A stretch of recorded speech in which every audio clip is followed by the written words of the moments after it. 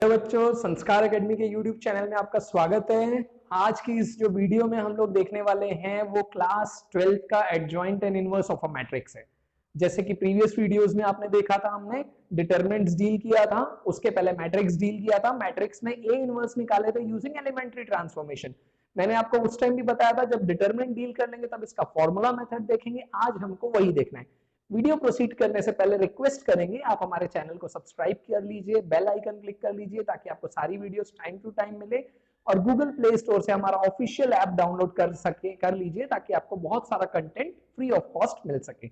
अब हम लोग इस वीडियो में प्रोसीड करते हैं। आज जो हमको टॉपिक्स कवर करने हैं वो है सबसे पहला adjoint of a matrix, singular and non singular matrix, inverse of a matrix and invertible matrix. ये चार टॉपिक्स हम लोग कवर करेंगे। इसको डिटरमिनेंट के बाद क्यों रखा गया है? क्योंकि डिटरमिनेंट में इसका यूज है। एक क्वेश्चन के थ्रू स्टार्ट करते हैं। सबसे पहले तो हम लोग एडजॉइंट ऑफ अ मैट्रिक्स क्या होता है जरा समझिएगा। जैसे आपको क्वेश्चन दिया है, find adjoint of a matrix 3 1 7 5। हमने डिटरमिनेंट में कोफैक्टर्स और माइनस निकालना देखा था, उसी का पूरा पूरा यहाँ पर हमारा यूज है। क्या करेंगे, सबसे पहले हम लोग को फैक्टर्स निकालना। जब C11 निकालूंगा तो -1 की पावर में 1 + 1, first row first column hide किया, बचा 5। कितना आ गया? 5। C12 जब निकालूंगा तो -1 की पावर में 1 + 2, first row second column hide किया, बचा 7, मतलब कितना आ गया? -7। C21 जब निकालूंगा तो -1 की पावर में 2 + 1, इन दोनों को हाइड किया, बचा 1, मतलब कितना आया? -1। और लास्ट C22 जब निकालूंगा तो -1 की पावर में 2 + 2, बच कितना रहा आपके पास? 3, विच इज इक्वल टू +3। अब ये जब आपको कोफैक्टर्स मिल गया तो यहीं से आपका आता है एडजॉइंट। बेटा एडजॉइंट का जो फॉर्मूला रहता है इसको नोट कर लेना जरा। C11 C12 C21 C22 का ट्रांसपोज। ट्रांसपोज याद है आपको? फर्स्ट वाले पार्ट में हमने मैट्रिक्स के में देखा था। ट्रांसपोज का मतलब क्या रहता है? जब हम लोग रो को कन्वर्ट कर देते हैं कॉलम में, कॉलम को कन्वर्ट कर देते हैं रो में, तो वो क्या बन जाता है? हमारा ट्रांसपोज। ठीक है, तो ये क्या हो जाएगा बेटा? वैल्यूज पुट करते हैं हम लोग। C11 की वैल्यू है 5, C12 की वैल्यू है -7, देन -1, देन 3 का ट्रांसपोज। तो आपको एडजॉइंट ए जो रहेगा वो क्या आ गया? जब इसका ट्रांसपोज लेंगे तो 5 -1 -7 3, ये मिल गया आपको एडजॉइंट ऑफ ए। बहुत सिंपल सा है। सबसे पहले कोफैक्टर्स निकालने हैं, देन उसका पुट अप करके ट्रांसपोज लेना है। ठीक है, तो ये रहता है आपका एडजॉइंट ऑफ अ मैट्रिक्स। ये जब 3/3 के में रहेगा तो उसका वैसे ही हम लोग कोफैक्टर्स निकालेंगे और उसके बाद उसका हम लोग वैल्यूज पुट अप करके सॉल्व करेंगे। बहुत सिंपल सी अब चीज आती है सिंगुलर और नॉन सिंगुलर मैट्रिक्स बताने के लिए। देखो अभी हम लोग ए इनवर्स, ये सिंगुलर और नॉन सिंगुलर क्यों रहता है ये समझ में आ जाएगा, इसी क्वेश्चन के थ्रू समझ रहे हैं। जब कभी अगर हम लोग को किसी मैट्रिक्स का इनवर्स निकालने बोलेगा तो सबसे पहले आपको चेक करना पड़ेगा कि वो सिंगुलर मैट्रिक्स है कि नॉन सिंगुलर मैट्रिक्स है। सिंगुलर मैट्रिक्स का इनवर्स नहीं निकलता। क्यों नहीं निकलता अभी समझ में आ जाएगा। नॉन सिंगुलर मैट्रिक्स रहेगा तो उसका हमारा निकलेगा। सबसे पहले आपको कुछ नहीं करना है, सिर्फ ए का डिटर्मिनेंट चेक करना है। ठीक है, तो मैं क्या करूंगा? 3 1 7 5 का डिटर्मिनेंट कैलकुलेट करूंगा। तो 5 3 15 -7 मतलब 8। तो जब कभी अगर आपका determinant A is not equals to 0 होता है तो it is non singular matrix, और इसमें ए इनवर्स हमारा कैलकुलेट होगा। ठीक है, जब कभी determinant A is equals to 0 तो इट इज सिंगुलर मैट्रिक्स, और इसमें ए इनवर्स कैलकुलेट नहीं होगा। समझ में आया? क्यों नहीं होगा वो अभी हम लोग देखेंगे। तो ये कंसेप्ट है आपका सिंगुलर और नॉन सिंगुलर मैट्रिक्स का। हम लोग अब स्टार्ट करते हैं बेटा इनवर्स ऑफ अ मैट्रिक्स, और इनवर्स ऑफ अ मैट्रिक्स में ये ऊपर के दोनों यूज होंगे, इसीलिए मैं बोला। फॉर्मूला आपको सबसे पहले मैं बता रहा हूं ए इनवर्स का होता क्या है। A inverse is equals to adjoint A divided by determinant A. समझ में आया मैंने क्यों दोनों को पहले करवाया? एडजॉइंट ए आपको निकालने आ गया। अब कैसे निकालना है? डिटर्मिनेंट ए आपको आता ही है। तो अगर डिटर्मिनेंट ए की वैल्यू 0 रहेगी तो ये पूरा क्या हो जाएगा? इनफाइनाइट हो जाएगा। इसलिए A inverse can not be computed in singular matrix. Whereas if a determinant A is non-zero, then we can easily calculate the A inverse using our formula. So we will proceed using its question. देखते हैं बेटा इसके question के through एक हम लोग A inverse का कैसे कैलकुलेशन करना है। पहले 2/2 का एक डील करेंगे, फिर 3/3 का डील करेंगे। और इनवर्टेबल मैट्रिक्स भी मैंने पिछली वीडियो में बताया है, फिर से एक बार देख लेंगे। क्या करना है बेटा? क्वेश्चन गिवन है आपको, फाइंड इनवर्स यूजिंग फॉर्मूला 2 - 3 -4 7। कभी भी अगर आपको मैट्रिक्स का इनवर्स निकालने के लिए आता है तो सबसे पहले आप चेक करोगे कि ये सिंगुलर है कि नॉन सिंगुलर है। उसके लिए मैं क्या करूंगा, डिटरमिनेंट ए निकालूंगा। डिटरमिनेंट ए कैलकुलेट करते हैं, अगर वो 0 आएगा तो मैट्रिक्स का इनवर्स नहीं निकलेगा, नहीं आएगा तो निकलेगा। 7 2 14 -4 3 12। ये क्या आया, नॉन जीरो आया। तो लिखोगे यहाँ पे since determinant of A is not equals to 0, therefore it is non-singular matrix।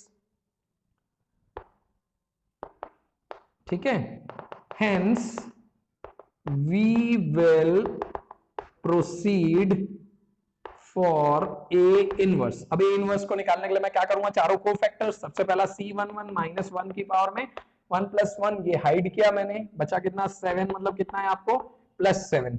C12 -1 की पावर में 1 + 2, इन दोनों को हाइड किया, बचा कितना -4, मतलब कितना आ रहा है आपके पास, ये बन जाएगा +4। C21 जब निकालोगे तो -1 की पावर में 2 + 1, इन दोनों को हाइड किया, बचा कितना आपके पास -3, which will be equals to +3। C22 जब निकालेंगे तो -1 की पावर में 2 + 2, फिर उसके बाद बच रहा है आपके पास 2, तो ये कितना आएगा आपके पास +2। समझ में आया, ये चारों को फैक्टर्स आपको मिल गए हैं 7 4 3 2। अब इसके बाद सॉल्व कैसे करेंगे जरा इसको देखते हैं। ठीक है, कैसे सॉल्व होगा, सबसे पहले अब निकालूंगा मैं क्या, एडजॉइंट ए। एडजॉइंट ए का फॉर्मूला क्या था, अभी अभी लिखे C11 C12 C21 C22 का ट्रांसपोज। तो वैल्यूज पुट कर लेते हैं। C11 की वैल्यू कितनी है 7, देन उसके बाद 4, देन 3, देन 2 का transpose which will be equals to 7 3 4 2। ये आपको मिल गया एडजॉइंट ए। क्लियर है बेटा, एडजॉइंट ए आ गया। अब हमको बस निकालना है ए इनवर्स। तो ए इनवर्स का फॉर्मूला अभी अभी हमने लिखा था, adjoint A divided bye determinant A. तो क्या लिखूंगा बेटा, 7 3 4 2 को डिटरमिनेंट ए की वैल्यू हमारे पास कितनी आई है 2, एक एक वैल्यू को डिवाइड कर लेंगे तो आपके पास A inverse is equals to क्या मिल गया, 7/2 3/2 4/2 2/2। ये आ गया आपके पास ए इनवर्स। सिंपल है। मैंने क्या किया, सबसे पहले स्टार्ट करूंगा कैसे, डिटरमिनेंट से। डिटरमिनेंट की वैल्यू नॉन जीरो आएगी तब मैं इनवर्स निकालूंगा, जब जीरो आएगी तो मैं इनवर्स कैलकुलेट नहीं करूंगा। और हमने प्रोसीड किया। एक 3/3 मैट्रिक्स का देखते हैं तो और अच्छे से क्लियर होगा। उसका आपको क्लियर तो है ही वैसे कोफैक्टर्स निकालना, लेकिन एक बार प्रैक्टिस हो जाएगी। उसको देखते हैं अब जरा, 3/3 का इनवर्स कैसे निकलेगा यूजिंग फॉर्मूला मेथड। चेक कीजिए, क्वेश्चन है आपके पास, if a is equals to 3 -10 -1 -2 8 2 2 -4 -2, ये आपको क्वेश्चन गिवन है। सबसे पहले मैं यहां पे भी क्या करूंगा, डिटरमिनेंट ऑफ ए निकालूंगा। मैं डायरेक्टली निकाल रहा हूं डिटरमिनेंट ऑफ ए। 3 इंटू इसको हाइड करूंगा, 8 इंटू -2 -16, बीच में माइनस की साइन, -4 इंटू 2, ये प्लस हो जाएगा 8। देन माइनस और माइनस मिलके +10, इन दोनों को हाइड करूंगा, -2 इंटू -2 +4, और ये -4, फिर प्लस माइनस मिलके -1 इंटू, इनको हाइड किया, -2 इंटू -4 +8 -16। कैलकुलेट कर लेते हैं बेटा, 3 इंटू -8 +0, फिर -8। ठीक है, अब ये क्या बन जाएगा बेटा आपका, -24 और +8, मतलब कितना आ रहा है आपके पास -16, which is not equals to 0, therefore it is singular matrix, non singular matrix, और इसका इनवर्स निकलेगा। अब ए इनवर्स निकालने के लिए मेरे को कोफैक्टर्स निकालने हैं, तो सबसे पहला C11, तो उसको मैं क्या लिखूंगा बेटा, -1 की पावर में 1 + 1, first row first column hide कर लिया, बचा क्या 8 2 -4 -2, सारे कोफैक्टर्स साथ में हम निकालते चलिए। पॉजिटिव में आएगा ये, और कितना रहेगा -16 +8, मतलब -8 आया आपके पास C11।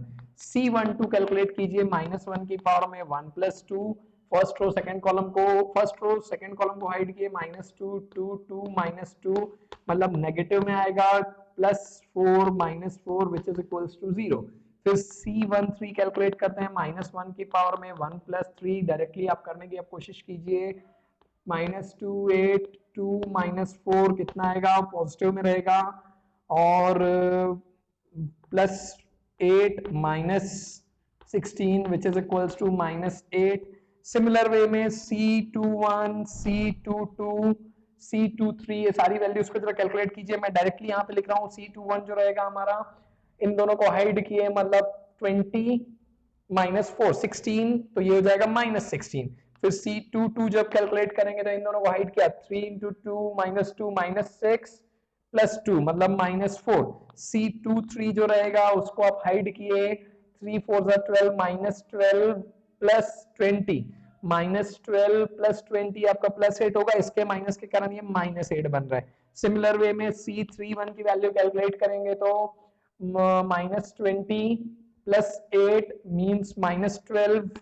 ठीक है, C32 की वैल्यू जब कैलकुलेट करेंगे तो 3 2 6 -2 4 और इसका माइनस लग के -4, और C33 की वैल्यू जब कैलकुलेट करोगे तो 8 3 24 -20 मींस 4।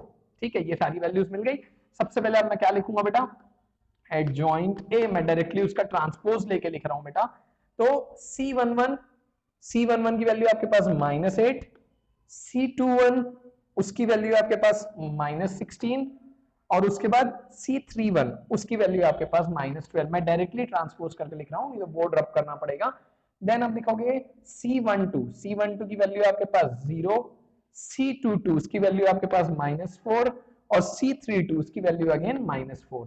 फिर C13 उसकी वैल्यू आपके पास -8, C23 उसकी भी वैल्यू आपके पास -8, और C33 की वैल्यू आपके पास 4। तो ये आ गया आपके पास एडजॉइंट ऑफ ए। अब जब ए इनवर्स निकालना है तो कुछ नहीं करूंगा, क्या रहता है उसका formula, adjoint a by determinant a. तो जो मेरे पास डिटर्मिनेंट ए आ रहा -16, चाहो तो आप इसको बस सामने लिख सकते हो, या चाहो तो एक एक नंबर से अंदर मल्टीप्लाई करके लिख सकते हो, जैसा आपको कन्वीनियंट लगे। दोनों ही आंसर आपके करेक्ट रहेंगे। क्लियर है? तो आपको ये मिल गया A inverse of the given matrix. अब उस टाइम देखो, आप चाहो तो इसको एलिमेंट्री ट्रांसफॉर्मेशन से भी करके देखना, आपका आंसर ये ही मिलेगा। क्वेश्चन में अगर स्पेसिफाई आपको नहीं करता है कि किस मेथड से करना है, तो आप कोई भी मेथड से प्रोसीड कर सकते हो।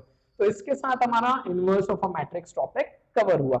जो लास्ट टॉपिक लिखा हूं, ये आपके लिए वर्क दूंगा मैं, इसमें बता देता हूं मैं सिर्फ इनवर्टिबल मैट्रिक्स होता क्या है। जब कभी आपको दो मैट्रिक्स देगा, ए और बी मैट्रिक्स आपको गिवन है, और बोलेगा check whether it is an invertible matrix और नॉट, तो आपको कुछ भी नहीं करना है। एक बार a इंटू बी करोगे, ये इक्वल रहना चाहिए b इंटू ए के, ये इक्वल रहना चाहिए i के। i मालूम है ना, आइडेंटिटी मैट्रिक्स 1 0 0 1 या फिर 1 0 0 0 1 0 0 0 1। ठीक है, तो ये रहता है आपका इनवर्टिबल मैट्रिक्स का फॉर्मूला। इसके थ्रू आपको क्वेश्चंस देखने हैं। अभी तक इस चैप्टर में आपको अगर कोई भी दिक्कत आ रही है, कुछ भी क्वेरीज है, आप हमको कमेंट सेक्शन में या मेल करके पूछ सकते हैं। प्रैक्टिस कीजिए, लॉकडाउन पीरियड है, बहुत सारा टाइम है। 10th का मैथमेटिक्स चाहो तो बहुत अच्छे से हो सकता है। नेक्स्ट जो हम लोग अब स्टार्ट करने वाले हैं, बहुत अच्छे अच्छे इंपॉर्टेंट चैप्टर्स स्टार्ट होंगे, जिसपे पूरे 12th के बोर्ड के मार्क्स होल्ड करते हैं। मतलब calculus, differentiation, integration, inverse trigonometry, ये सब। अब उसके लिए हमारे चैनल को सब्सक्राइब कीजिए, गूगल प्ले स्टोर से हमारे ऐप को डाउनलोड कीजिए और हमसे कनेक्टेड रहिए। Till then all the best, keep safe.